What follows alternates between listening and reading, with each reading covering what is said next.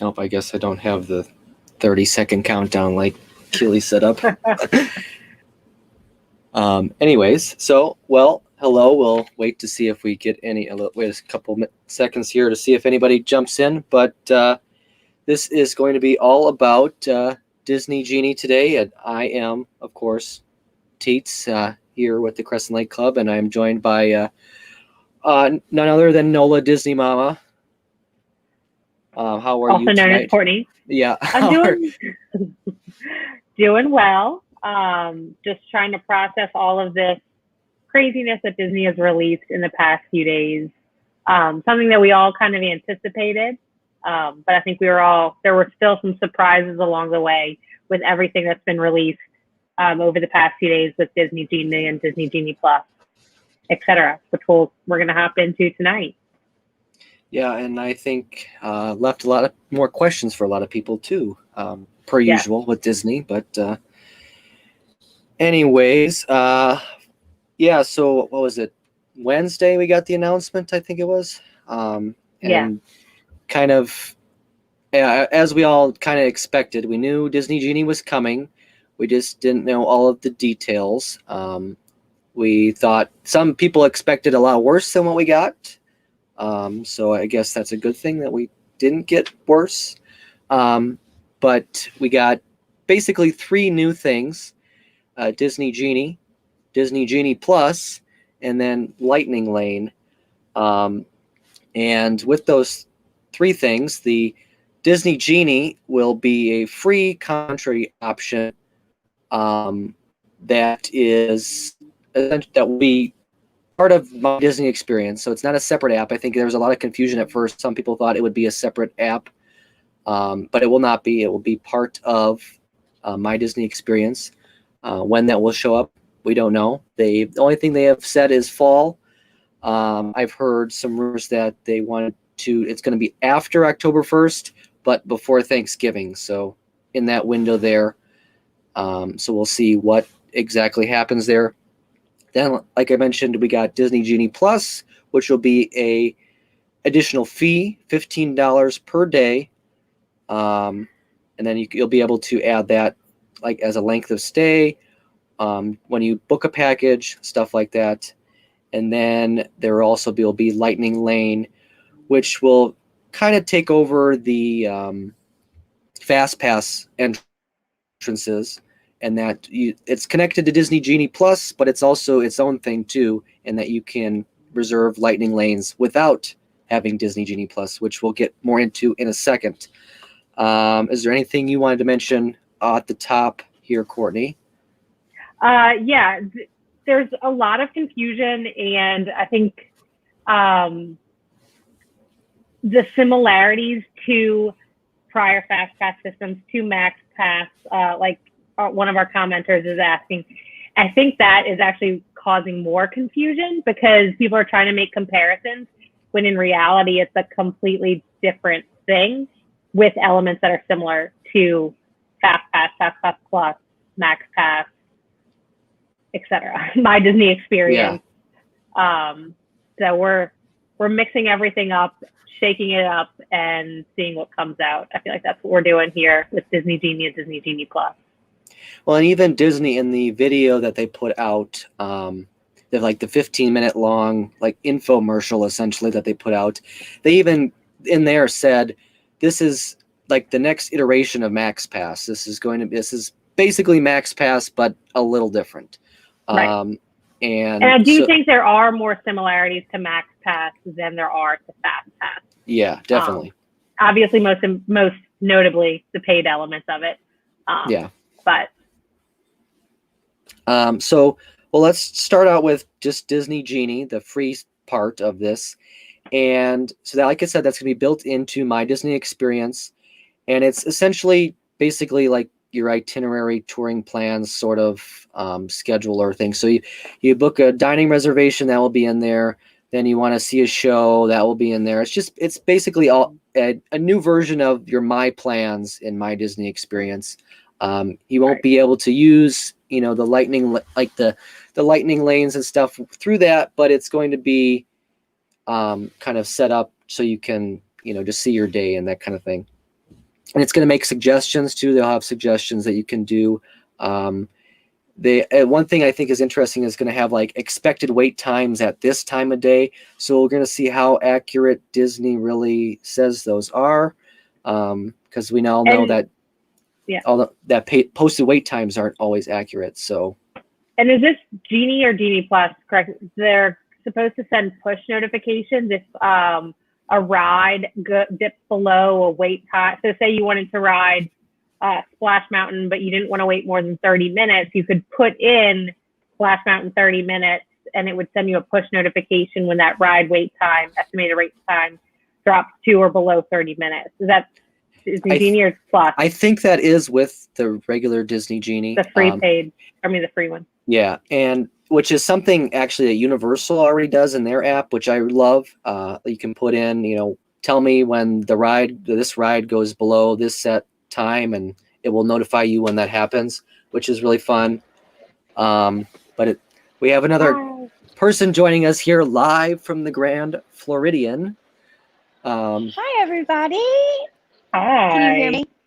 Yep. We can. Yay. Okay. I'm trying to. I didn't bring my gimbal with me because I'm a ding dong.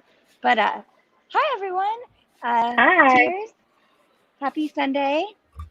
Happy Sunday. I'm just sitting in the lobby right outside of the Enchanted Rose in the Grand Floridian. We're finishing up drinks because we have dinner reservations in a little over 10 minutes at Citrico's. I'm so excited. Yum. So we were just going over Disney Genie. And some of the just starting to differentiate between Genie, Genie Plus, Lightning Lane, etc. But feel free to hop in and tell us a little bit about your trip so far. Yeah, so I'm going to be bouncing all over the place. Try and hold it up better. I just really kind of wanted to jump on and tell you guys about my discovery today, which was we were at Hollywood Studios and Angela on her Google Pixel of all phones, crazy, was able to get a 7 a.m. Rise of the Resistance group. We were group like 36 or something like that. It was awesome. We rode the ride. We happened to leave for lunch, leave property entirely. And at 2, I'm like just goofing around on the app, trying to adjust dinner for tonight and everything. And I saw when you go on the My Disney Experience app, that you could still see Rise of Resistance and it still said join. I'm like, I'm going to try this again. And I joined, and I was able to pick the 3 of us that was there, and we were immediately assigned another boarding group, a second boarding group 156. And I was like, okay, this may be a glitch, but I'm just going to roll with it. No joke, we sat down, and our cocktails at Enchanted Rose arrived, and I got the push notification that we were supposed to head to Rise of the Resistance, and we needed to be there by 7:56 p.m. So in these new, I guess, low crowd times, if you're coming in the next couple of days, Hollywood Studios, you can definitely get a second ride on Rise of the Resistance if crowds are low. So that's an interesting development from here, in Orlando. I don't know how that's going to work with Lightning Pass or anything like that. But it does seem like they are adjusting the capacity on Rise of the Resistance in preparation for what's coming with Genie Plus, Lightning Lane, and all of that. And it should be noted, crowd levels right now are very low, right? Like pretty much non-existent. So this is not, if you are going October 1st until October 1st of 2023, you should not expect this. This is not par for the course. We are way below average here in terms of crowd level. Yeah, I will give you guys an idea. Yeah, I'll give you guys an idea. We went to Hollywood Studios today. We got there at 8:30, immediately got in line for Slinky Dog, and we were on Slinky Dog at 9:58. From there, it was a walk on at Rock and Roller Coaster, a walk on at Tower of Terror, 20 minutes at Runaway Railway, a walk on at Star Tours. I rope dropped to Baseline. I actually got there at 10:17. I was the first person in line for a margarita so I could sit inside. And then we got called for Rise, and it was a walk on to Rise. And at that point, it was really hot, like real feel of like 108. And so we left, Ooh. but we felt But you had very done accomplished. so much at that point. All of our, Yeah. basically everything we wanted to do was a walk on. Even like Rise, we only, once you weave through everywhere, I think maybe I'll say 10 to 15 total minutes just walking and weaving through all the little areas before you get to the first pre-show. So yeah, Crazy. it was pretty quality. You're definitely rewarded for getting to the parks early.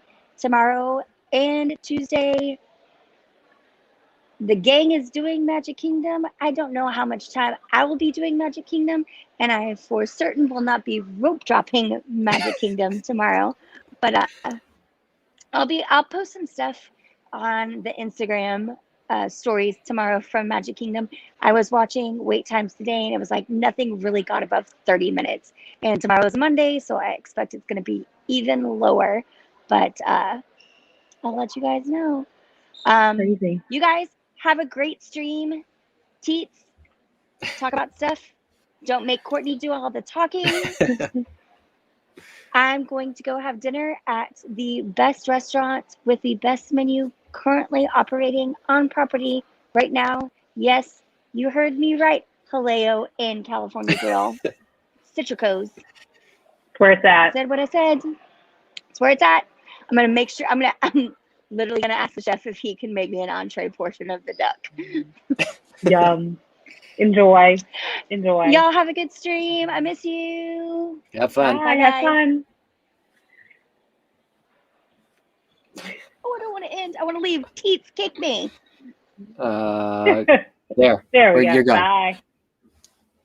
Bye. Well, and hello, Marcus, live from Disney California Adventure, our West Coast correspondent, as you will. And so back to Disney Genie, we were talking just the free version. Is there anything else that I missed? Yeah, I think and I truly think this, I love this idea of like pushing you a notification if their wait times drop. However, Disney's Wi-Fi and Disney's app in the past has not shown me that it's something I'm going to be super confident in. And you say it works really well in Universal. I haven't been to Universal and utilized that in that way, their app in that way. But I just envision like, oh, everyone now knows that this wait time is lower. Does it flood that system? But I'm sure those are kinks that are worked out or will be worked out, right? Because Disney's apps are always phenomenal and don't crash and don't get stitched and all these fun things. Yeah, we can only hope they've at least tested these things ahead of time. Right.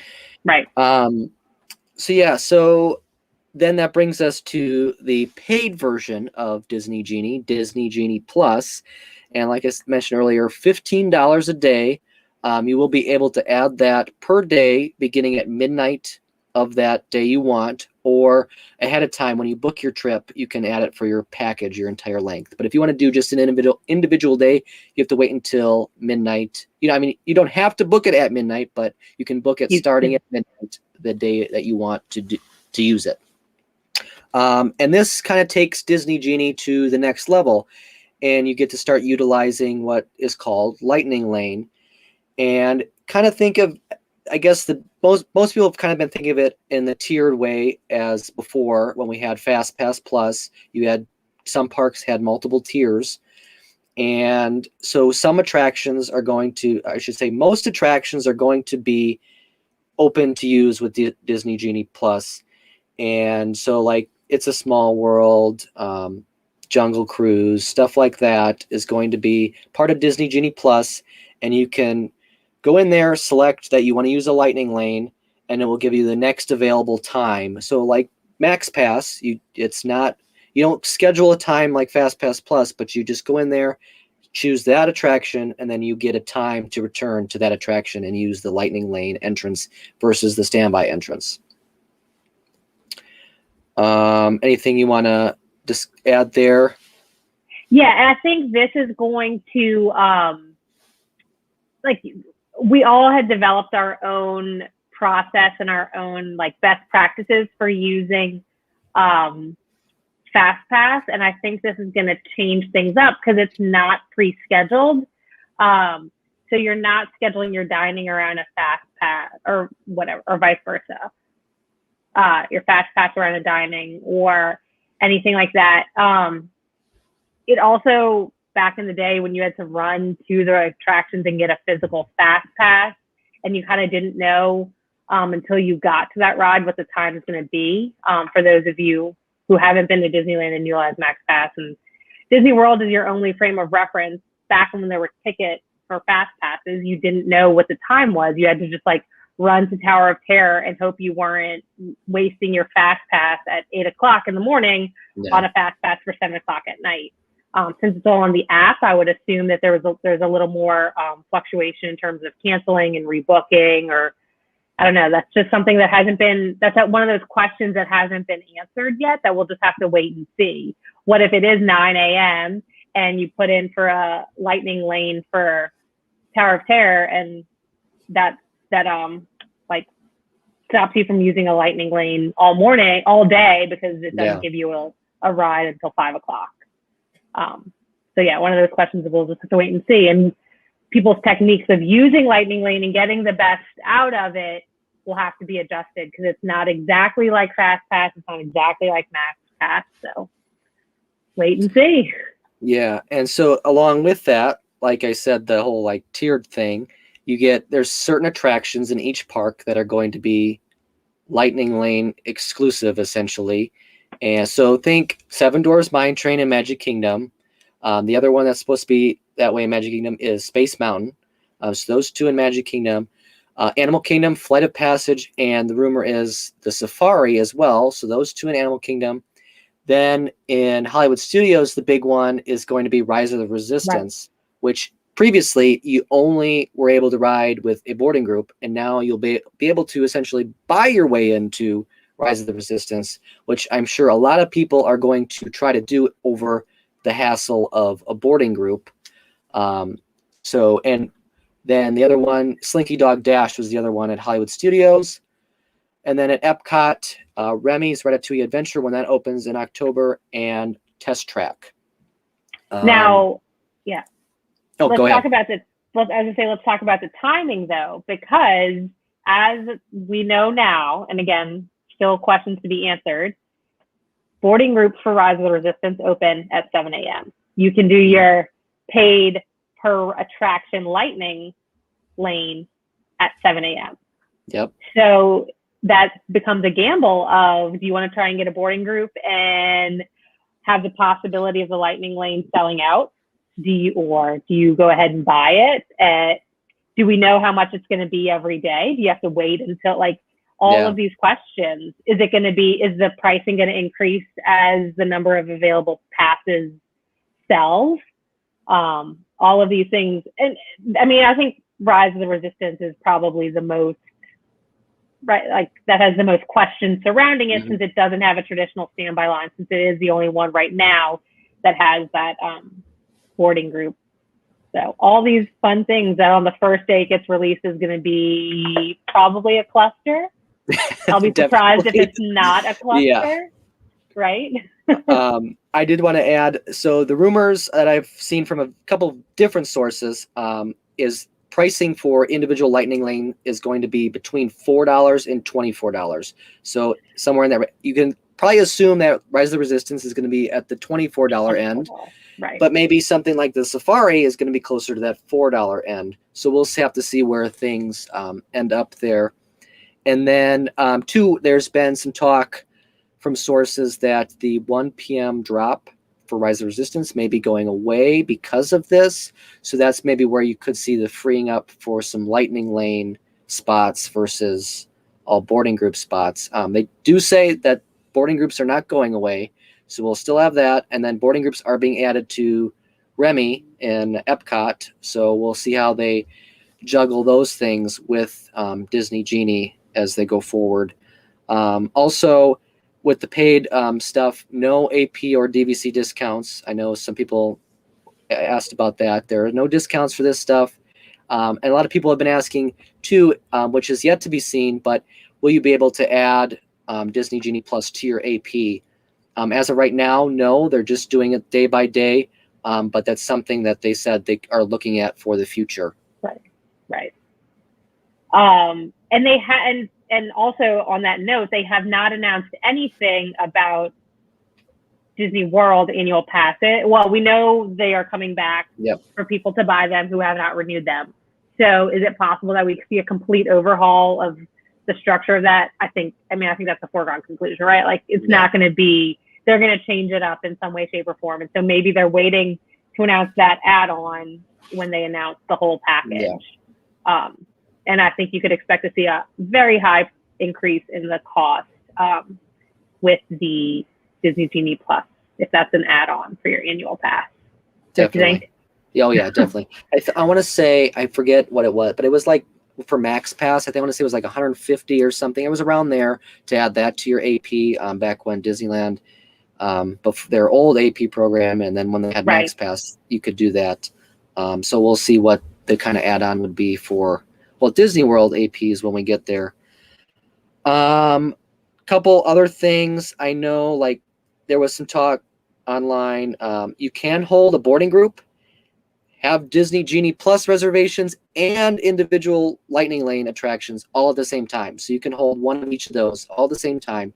So you could have a boarding group for Rise, then you could buy a Lightning Lane for Remy, and then have other planned attractions through Genie Plus at the same time.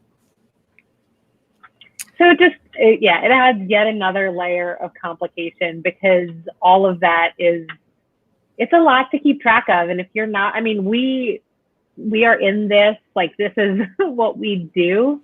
And it took us a few days to sort through the information and lots of text messages back and forth. Pete sat on a few different calls about it.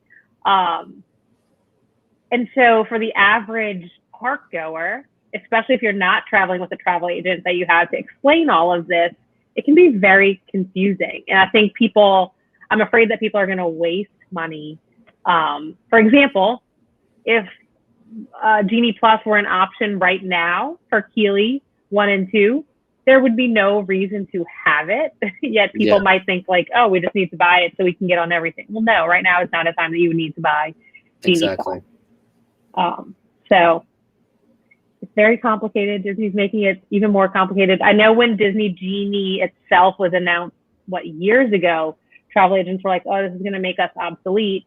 But I think if anything, it makes us even more valuable, so that you have us help explain all of these crazy things to you. Definitely. And then I don't think I mentioned that you can use these things with park hopping. So that will be, so say your first park is Hollywood Studios, you get your boarding group, do Rise there, and then you can book Lightning Lane attractions somewhere else for later in the day, if you want to. And then at Disneyland, Photo Pass is included with Genie Plus. At Walt Disney World, it's not, but you get like some AR lenses things that you can use, which is and some audio experiences. Yeah, there will be some audio experiences in the parks. So it'll be interesting to see what exactly those all entail. We don't have a lot of details there yet, but those are other things that are included in your Genie Plus purchase. I think those have the potential to be really cool. Think of like a Snapchat filter, or my son's very into Pokemon Go, how you can see like the real world with the Pokemon in it. So I think that has the potential to be really cool. I don't necessarily want my son on the phone all day though while we're in Disney World. So I do wish there was something that was not, to keep people attached to their phones that much more. Because already everything you're doing through your phone. So they've yet to address, how you do this if you don't have a smartphone, if you have a flip phone or whatnot. Thanks for people coming out of the country, but from out of the country who either need a SIM card and all that stuff, or have to rely on Disney's Wi-Fi, which is not reliable. So yeah, definitely will be interesting to see how because they obviously haven't removed any of those old fast pass kiosks in the parks yet. Right. So be wondering if they'll like kind of retrofit those to work with this Right. new system. But obviously we don't know just yet. The other thing that was go ahead. One thing I don't think we've mentioned yet, the individual attractions, you are limited to 2 a day. Yep. Right. Yeah. So 2 attractions per day, which it doesn't sound like any park in World will have more than 2. But you could not, in theory, you could not like park out to all 4 parks and do all 4 individual attraction add-ons in one day. And then the other thing that I was going to mention that was kind of part of this announcement, but separate, was the DAS, Disability Access Service. They kind of added some changes to go along with this stuff.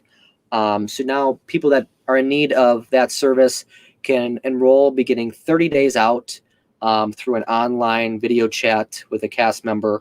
They'll kind of go over the system, kind of show you how it works, ask you, some questions, stuff like that. And you'll be able to reserve 2 experiences in advance of your trip. And then also you'll be able to, if same day use, you now do that in the app, which before you'd have to go to each attraction, get your return time, stuff like that. So you won't have to do that anymore. Yeah, I think that's really cool. It was a disadvantage for people who had to get their DAS pass because they would have to spend, a significant amount of time at the beginning of their trip getting that. And if the lines were really long at guest services, that could really eat up a chunk of your day. So even just the ability to be able to get that out of the way and get that secured before you travel, I know will be really appreciated for those families who need it. Yeah, definitely. Anything else in terms of information we have that I missed? I think we got all of it. I think we said, but just want to make sure. The Disney Genie Plus is $15 per person per day. Yep.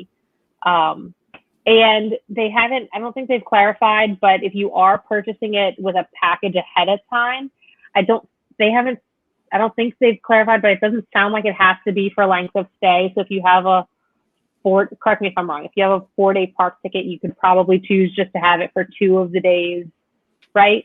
Yeah, they haven't really said what we had kind of inferred is if you wanted just individual days, you'd have to book those day of.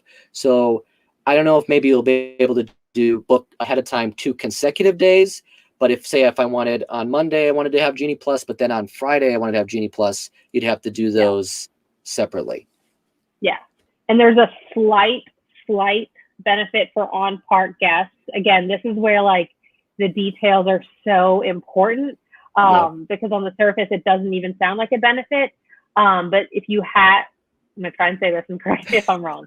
If you get Disney Genie Plus, you can book your first lightning lane starting at 7 a.m. if you're an on-property guest, if you're staying at one of Disney's resorts. If you're an off-property guest, you have to wait until the park opens. That doesn't mean you have to be in the park, but if you're going to Epcot first, you have to wait until 11 o'clock to book your first lightning lane. Did I get that right? Correct. And then to add more complexity to it, if you're booking just a lightning lane individual pass, everybody can do that starting at 7 a.m., not just resort guests. So that's where it's kind of gets more confusing. Yeah. So one of the biggest things we said is like there is very little reason to stay on property. There's very few added benefits to staying on property anymore.